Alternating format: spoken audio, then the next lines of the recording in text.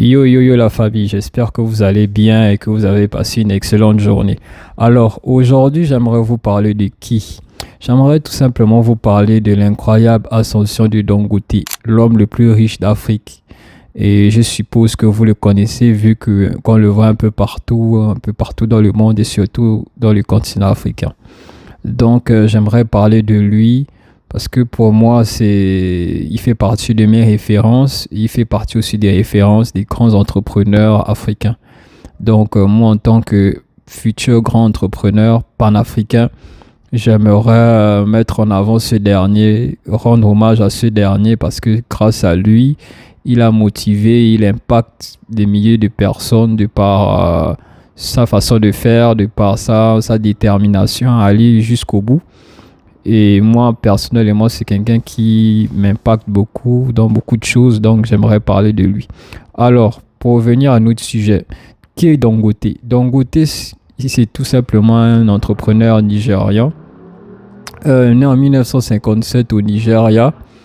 Il faut savoir qu'il a commencé avec une idée simple et avec beaucoup d'audace aussi.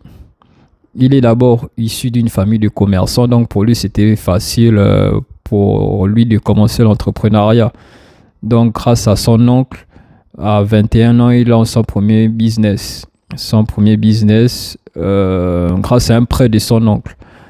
Il faut aussi savoir que le premier business qu'il a lancé, c'est en rapport avec la vente du sucre, du riz, farine et ciment. Le ciment, pourquoi? Parce que grâce au ciment, il est devenu la personne qu'on connaît aujourd'hui. C'est-à-dire que grâce au ciment, il est devenu multimillionnaire, voire milliardaire. Par la suite, sa stratégie qu'il a mis en place, il a d'abord, avant de parler de stratégie, il a tout simplement pris des produits de base, mais qui étaient essentiels et qui est toujours essentiel pour un pays, comme le ciment dont j'ai parlé, le sucre, la farine, etc.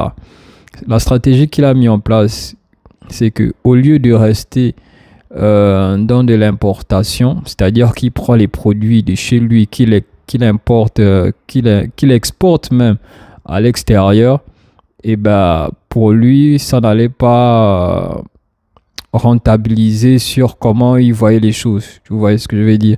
Donc, il a préféré se focaliser sur son pays, laisser le faire travailler sa production localement. Donc, il a décidé de produire localement. Il a construit des usines chez lui. Et par la suite, ça a créé de l'emploi, bien évidemment. Et aujourd'hui, il est devenu l'incontournable nigérian qu'on connaît. Donc, il faut savoir que on n'est pas forcément obligé d'exporter ses produits pour s'enrichir, mais de se focaliser sur les produits qui sont ici pour faire tourner la chaîne. Surtout quand on a une démographie comme le Nigeria qui est le premier pays à avoir une forte démographie au niveau continent africain. Donc sa clé du succès, c'est qu'il a misé sur les besoins fondamentaux de base comme le ciment, le sucre, la farine, comme je l'ai si bien dit.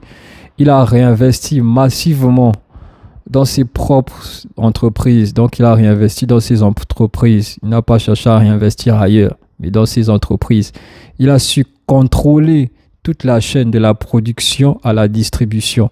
Parce qu'il faut savoir que beaucoup d'entrepreneurs aujourd'hui, ils ne maîtrisent pas forcément la production, etc., jusqu'à à la distribution. Pourquoi? Parce que vu qu'ils ont de l'argent, ils préfèrent déléguer.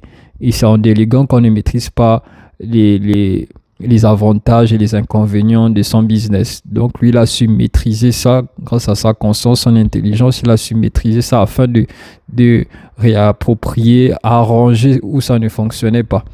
Et maintenant, aujourd'hui, il est devenu l'homme le plus riche d'Afrique parce qu'il a su maîtriser tout ça. Il faut savoir que voilà, il a son groupe Dangote Empire qui est basé sur l'industrie. En 2023, il a inauguré la plus grande raffinerie d'Afrique. Un projet colossal qui a transformé des vies, hein, et surtout l'économie du continent. Et ce qu'on peut retenir sur ce dernier, c'est que il a su prouver qu'en entreprenant pour les siens, en faisant des choses pour développer, contribuer au développement de chez lui. Il a su impacter des vies et il a aussi impacté aussi son portefeuille parce qu'aujourd'hui, il est l'homme le plus riche d'Afrique et il est l'homme le plus riche d'Afrique et peut-être même mondial parce que là, aujourd'hui, il se focalise beaucoup sur le pétrole. Donc, c'est quelqu'un, je pense que voilà, aujourd'hui, il fait partie des entrepreneurs les plus riches d'Afrique, mais bientôt, il fera partie des entrepreneurs les plus riches mondialement.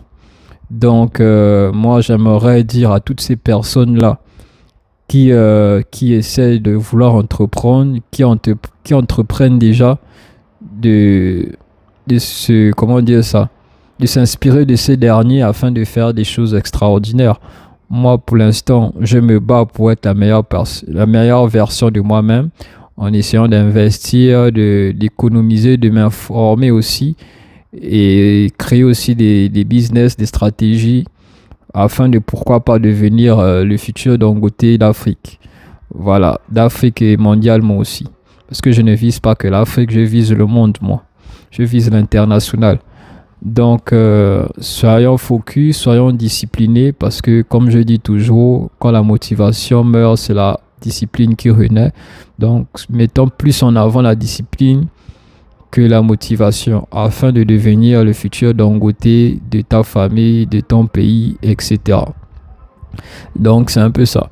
Excusez-moi s'il y a un peu de musique derrière, c'est parce que moi, j'habite à côté d'un feu. Donc, ne vous étonnez pas si vous entendiez de la musique ou quoi. Voilà quoi. Donc, si tu regardes cette vidéo, que tu as aimé cette vidéo, que tu aimerais que je poste d'autres vidéos de ce type, de ce genre, n'hésite pas à me faire savoir en commentaire et n'hésite pas à t'abonner, liker, partager, en parler autour de toi. Voilà. Sur ce, c'était Kem Business pour te servir. Pour les plus anciens, Kemuro Belembia. Et surtout, n'oublie pas de passer à l'action. En ensemble. Peace.